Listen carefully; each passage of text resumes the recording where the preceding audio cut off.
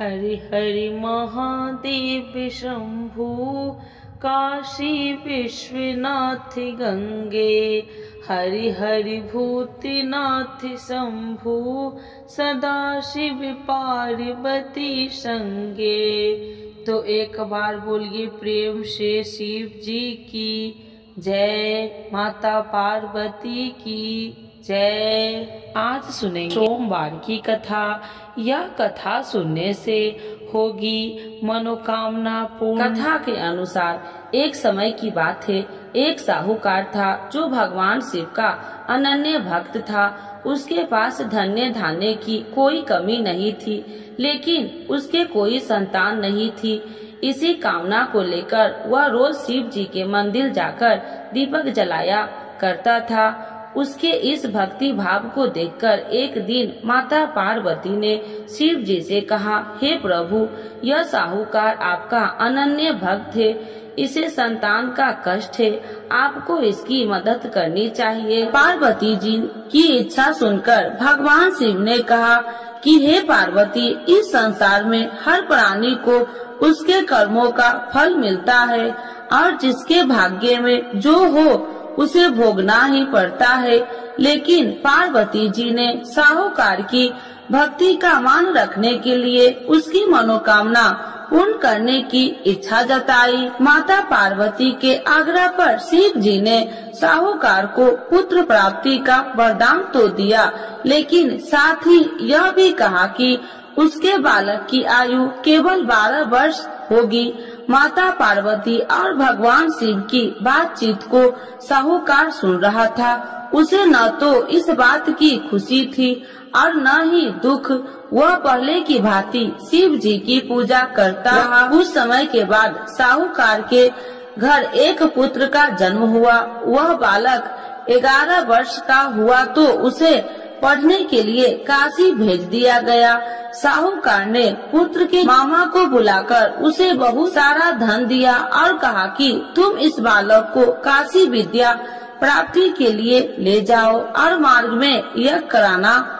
जहाँ भी यज्ञ कराओ वहाँ ब्राह्मणों को भोजन कराते और दक्षिणा देते हुए जाना। दोनों मामा भतीजा इसी तरह यज्ञ कराते और ब्राह्मणों को दान दक्षिणा देते काशी की ओर चल पड़े। रात में एक नगर पड़ा जहाँ नगर के राजा की कन्या का विवाह था, लेकिन उस राजकुमार से उसका विवाह होने वाला था। वह एक आँख से कन्हा था। राजकुमार के पिता ने अपने पुत्र के कन्हा होने की बात को छुपाने के लिए एक चाल सोची। साहूकार के पुत्र को देखकर उसके मन में एक विचार आया। उसने सोचा क्यों न इस बालक को दूल्हा बनाकर राजकुमारी से विवाह करा दूं। विवाह के बाद इसको धन देकर विदा कर दूंगा और राजकुमारी को अपने घर जाऊंगा। लड़के को दूल्हे के वस्त्र पहनाकर राजकुमारी से विवाह कर दिया। लेकिन साहूकार का पुत्र ईमानदार था। उसे यह बात अन्याय संगत नहीं लगी। उसने अवसर पाकर राजकुमारी की चुनरी के पल्ले पर लिखा कि तुम्हारा विवाह तो मेरे साथ हुआ है, लेकिन जिस राजकुमार के संग तुम्हें भेजा जाएगा वह एक आँख से कन्हा है। मैं तो काशी पढ़ने जा रहा हूँ। जब राजकुमारी ने चुनरी पर लिखी बातें पढ़ी तो उसने अपने माता पिता को यह बात बताई। राजा ने अपनी पुत्री को विदा नहीं किया, जिससे बारात वापस चली गई। दूसरी ओर साहूकार का लड़का और उसका मामा काशी पहुँचे और वहाँ जाकर उन्होंने यज्ञ किया। जिस दिन लड़के की आयु 12 साल की हुई उसी दिन यज्ञ रखा गया। लड़के ने अपने मामा से कहा कि मेरी तबीयत कुछ ठीक नहीं है। मामा ने कहा तू अंदर जाकर सो जाओ। शिव जी के वरदान अनुसार कुछ ही देर में उस लड़के के प्राण निकल गए। मृत भांजे को देख उसके मामा ने विलाप शुरू किया। संयोगवश उसी समय शिव जी और माता पार्वती उधर से जा रहे थे। पार्वती भगवान से कहा, स्वामी मुझे इसके रोने के स्वर सहन नहीं हो रहा। आप इस व्यक्ति के कष्ट को अवश्य दूर करें। जब शिव जी मृत बालक के समीप गए तो वह बोले कि यह उसी साहूकार का पुत्र है जिसे मैंने 12 वर्ष की आयु का वरदान दिया था। अब इसकी आयु पूरी हो चुकी है। लेकिन मातृभाव से विभोर माता पार्वती ने कहा कि हे महादेव, आप इस बालक को और आयु देने की कृपा करें, अन्यथा इसके वियोग से इसके माता पिता भी तड़प तड़प कर मर जाएंगे। माता पार्वती के आग्रह पर भगवान शिव ने उस लड़के को जीवित होने का वरदान दिया। शिव जी की कृपा से वह लड़का जीवित हो गया। शिक्षा समाप्त करके लड़का मामा के साथ अपने नगर की ओर चल दिया।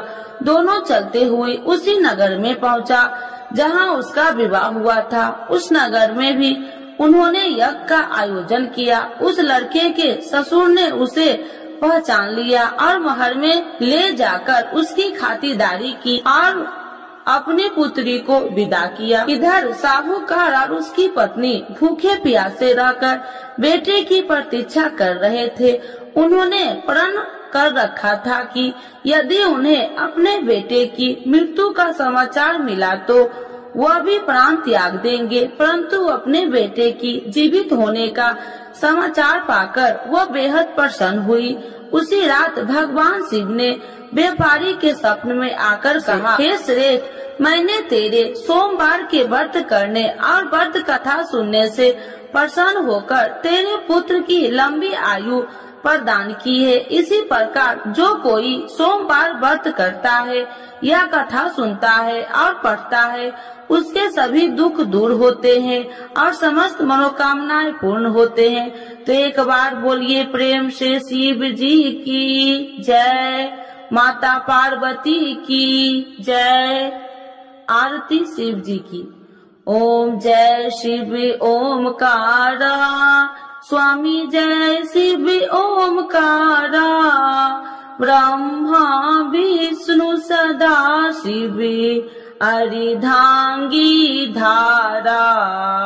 ओम जय शिव ओमकारा, एकानन चतुरानन पंचानन राजे, स्वामी पंचानन राजे, हंसासन गरुड़ासन विश्वाहन साजे।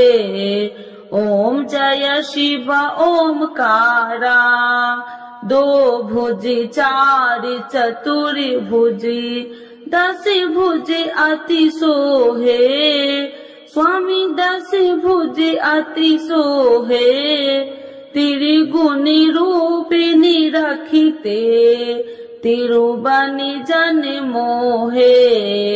ओम जय शिव ओमकारा, अच्छी माला बनि माला, मुंडी माला धारी, स्वामी मुंडी माला धारी, तिरुपुरारी कंसारी, करी माला धारी। ओम जय शिव ओमकारा, श्वेतांबर पीतांबर बाघांबर अंगे, स्वामी बाघांबर अंगे, सनिकादिक गरुनादिक भूतादिक संगे। ओम जय शिव ओमकारा, करके मध्य कमंडल चक्र त्रिशूलधारी, स्वामी चक्र त्रिशूलधारी, सुखकारी दुखिहारी, जग पालनकारी। ओम जय शिव ओमकारा, ब्रह्मा विष्णु सदा शिव जानति अविवेका, स्वामी जानति अविवेका, मधु कैटभ दो मारे, सुर भयहीन करे। ओम जय शिव ओमकारा, लक्ष्मी व सावित्री पार्वती संगा, स्वामी पार्वती संगा, पार्वती अर्धंगी, शिव लहरी गंगा। ओम जय शिव ओमकारा, पार्वती सोहे पार्वती शंकर कैलासा, स्वामी शंकर कैलासा। भांग धतूर का भोजन भस्मी में बसा। ओम जय शिव ओमकारा, जटा में गंगा बहती है, गले मुंडन माला, स्वामी गले मुंडन माला। शेष नाग लिपटावती, ओढ़ते मृग छाला। ओम जय शिव ओमकारा, काशी में विराजे विश्वनाथी नंदी ब्रह्मचारी, स्वामी नंदी ब्रह्मचारी। नित्य उठी दर्शन पावती, महिमा अति भारी। ओम जय शिव ओमकारा, त्रिगुण स्वामी जी की आरती जो कोई नर गावे, स्वामी जो कोई नर गावे। कहत शिवानंद स्वामी, मन वांछित फल पावे। ओम जय शिव ओमकारा, प्रभु हर शिव ओमकारा। शिव जी की जय, माता पार्वती की जय।